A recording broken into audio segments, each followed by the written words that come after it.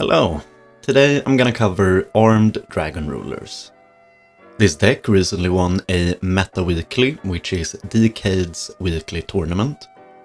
And I saw the deck list pop up on the subreddit and I was instantly intrigued. So all the credit goes to Heartbreaker for the list. And just a small disclaimer before we begin, I look at a lot of decks and I don't have an infinite time with every deck. This means that small mistakes can creep in. Feel free to leave a constructive comment if you notice any mistakes, and let's get a discussion going and we can learn together. Alright, let's get into Armed Dragon Rulers. In many ways it reminds me of 8-Axis, as we pretty much only try to turbo out as many level 7s as we can. In fact, this deck is not one deck, it is two decks smushed together. It's Armed Dragon and Dragon Rulers. Let's begin with the Rulers. For most of Master Duel's lifespan, Tempest was the only unbanned Dragon Ruler. Recently, Konami decided to also unban Blaster, limiting it to one, just like Tempest has been. And the Rulers come in two variants, the babies and the adults. And the babies can discard themselves and one more dragon, or a card with the same attributes as themselves. So in this case, Fire and Wind, because that's all we play. To special summon out the corresponding adult ruler from the deck. This makes them excellent searchers and can set up our armed dragons in the grave as they activate there, or just set up banishes for the adults. Speaking of which, the two adults, Blaster and Tempest, can banish two dragons, or the same attribute, from the graveyard or hand to special summon themselves from the graveyard or hand. This is pretty crazy, as we can summon them with the baby's effect, and then re-summon them using them as material for a Link or an Xyz with their effect. They do bounce back at the end of your opponent's turn, and this is fine, as we're gonna use them for extra deck summoning anyway, so they'll end up in the graveyard. And then if they're banished, we can search a dragon with the same attribute as the ruler from the deck. And both dragons can discard themselves along with a card with their attribute to do a unique effect. Blaster can discard itself and a fire to target a card on the field and destroy it. And we do actually have two targets for this, not just the little baby burner, but also Ash Blossom.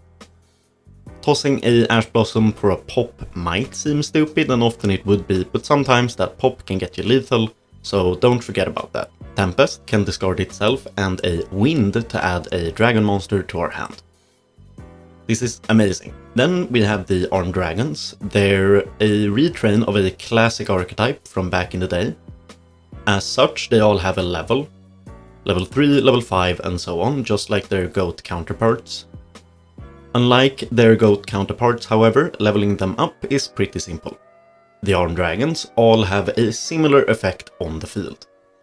They can send a monster from your hand and the activated dragon on the field to the graveyard to summon out a higher level Armed Dragon from the hand or deck. We can actually use our rulers for this cost or other Armed Dragons, as they gain additional effects when sent to the graveyard. And this effect allows us to climb up from a level 3 Armed Dragon to a level 7 very easily, and thanks to their sent to the graveyard effects, we don't go mega minus. The additional effects, their Wind attribute and their level 7 access makes them ideal to combo with the rulers. And these send to the graveyard effects are level 3, draw a card. This is of course very nice. Level 5, you can add one level 5 or higher Wind dragon monster from the deck.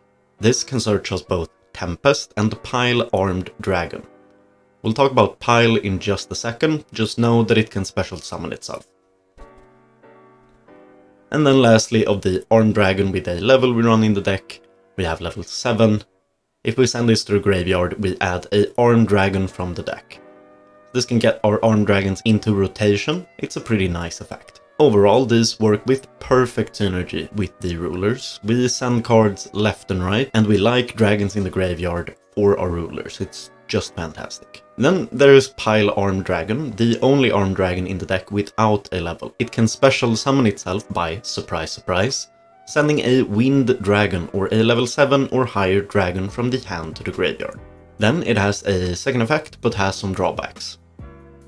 You can send one armed dragon from your hand or deck to the graveyard except itself, target a monster on the field and give it attack equal to 300 times the level of the monster. Then the drawback is until the end of the turn we can only attack with one monster. This effect is fantastic to set up a Tempest in our graveyard by sending an armed dragon level 5 and searching it.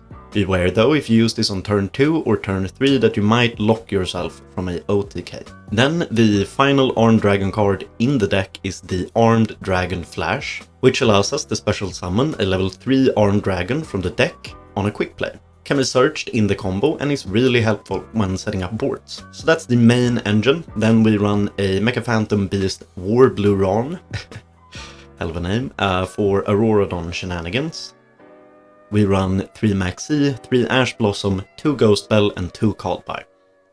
I run a Lightning Storm. In the original deck it is a Harpies Feather Duster, which would be better but I wanted to save on the CP. I also run a Fantastical Dragon Phantasme, which is a replacement for Dragoonity Armogram. This was also to save a bit of CP. Phantasme is a level 7 dragon hand trap that draws cards and can special summon itself.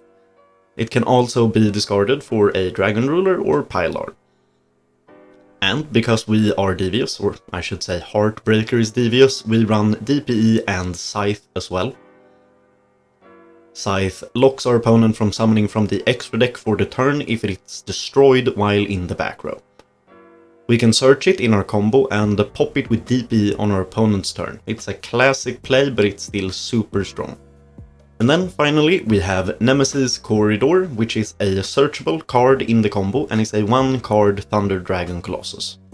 A great card that works extremely well in this deck specifically. And that should be every single card in the main deck covered. In the extra deck we begin with the aforementioned Thunder Dragon Colossus. This big guy prevents our opponent from adding cards from the deck to the hand, except for drawing. Really good, and it has protection on top of it. DPE, I don't think this guy needs much of an introduction, he pops cards every turn, enough said. Cupid Pitch, we use this in the combo to summon Borreload Savage Dragon and search Nemesis Corridor. And don't underestimate the 800 burn damage either, I've won games just because of it. Borreload Savage Dragon, which is another classic extra deck monster, it negates, that's pretty much it. With our combo we get 3 counters on it so we can negate thrice once per turn.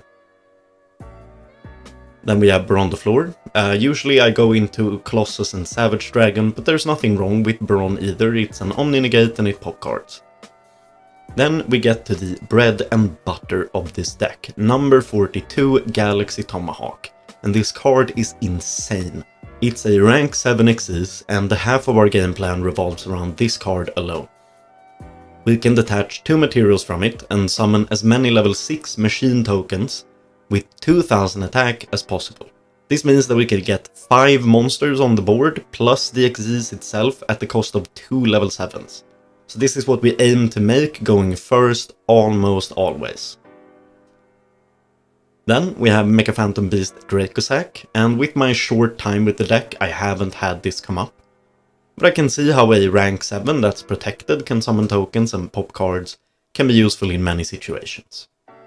Link Spider, we use this card to convert our normal monster tokens into effect monsters, so we can go into link monsters that need those effect monsters as material. Then we have IP Masquerena, which is another card that doesn't really need introducing. With it we can link on our opponent's turn, Nightmare Unicorn for removal being a common choice for us. The link summoned card is then also protected from destructions permanently. You often combine this with Avermax in Sprite, and I thought about replacing Apollosa with Avermax for that reason, so maybe you can test that out.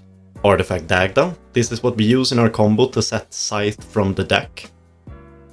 We have to activate a on-field effect to trigger Dagda for the search, so be aware of that. It has nice arrows and is fine with tokens as material, so it's easy to go into.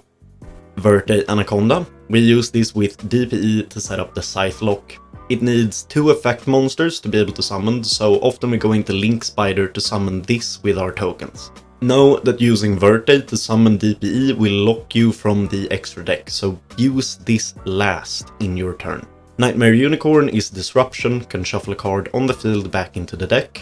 Then we have Mecha Phantom Beast Auroradon, the other half of our deck pretty much. Just like Tomahawk, this spams out a bunch of token which we can use to extra deck summon. We can actually use the Tomahawk tokens to summon Auroradon and then instantly fill our board back up. Beware that this card locks you from link summoning, so do all your linking before you go into Auroradon. Then we can use its second effect to pop itself and one of the tokens it summoned to summon a Mecha Phantom Beast from the deck. We only have one, and that is our Tuner Warbleron, which we use to go into Savage Dragon and Cupid Pitch. So combining Tomahawk and Auroradon is a crazy combo, and it really is the backbone of this deck. Finally, we have the Link Force of the deck, Apollousa, and Access Code Talker. Again, two cards that I don't think I need to explain, so I'll do it real quick. Apollousa can negate monsters at the cost of 600 attack, and she gains 600 for every monster used in her summon. Access Code can't be responded to. It can gain a large amount of attack for OTKs, most commonly it will be 5300 or 4300. It can also banish link monsters to pop your opponent's cards. And that's the list, let's see it all in action. Alright, so this is gonna be the Armed Dragon Ruler combo. This is a game I played earlier today actually, and I pulled off like the perfect end board, so I wanted to use it as an example. Now my opponent began, but he's playing like a non-deck, he's playing Witchcrafter, and he set up this one, but he used it terribly and didn't negate anything with it, so it really didn't matter. I Ghostbell one of his things, because I could, basically. He keeps shuffling on, and there we go, our turn. So, how the deck actually functions is that we can special summon Pylarn Dragon, and we can special summon Tempest, go into Tomahawk, go into Auroradon, and go nuts, and you'll see it right here. It's pretty simple, really. So when the level 7 is sent to the graveyard, we get to add a Armed Dragon card. We added Armed Dragon Flash for a easy special summon, as we already had a win target for Tempest in hand. Gonna add Blaster, which is gonna trigger the level 5. He's gonna do his negate thing on a card I'm not even really planning on using. We're gonna go Blaster, banish 2. Go into Galaxy Tomahawk, spam out a bunch of tokens. Make sure to put this in defense position, because it has 0 attack. Then we go into Dagda, and then we trigger it with Armed Dragon Flash. We could do this with Auroradon later too, so it doesn't really matter, but yeah. We set the Scythe for next turn, summon out level 3, use its effect. I didn't really need to do that, I just kinda did. Go into IP,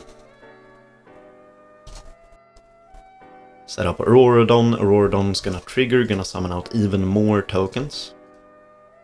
Then we pop it and a token to summon out our Tuner. Go a Tuner and a token for Cupid Pitch.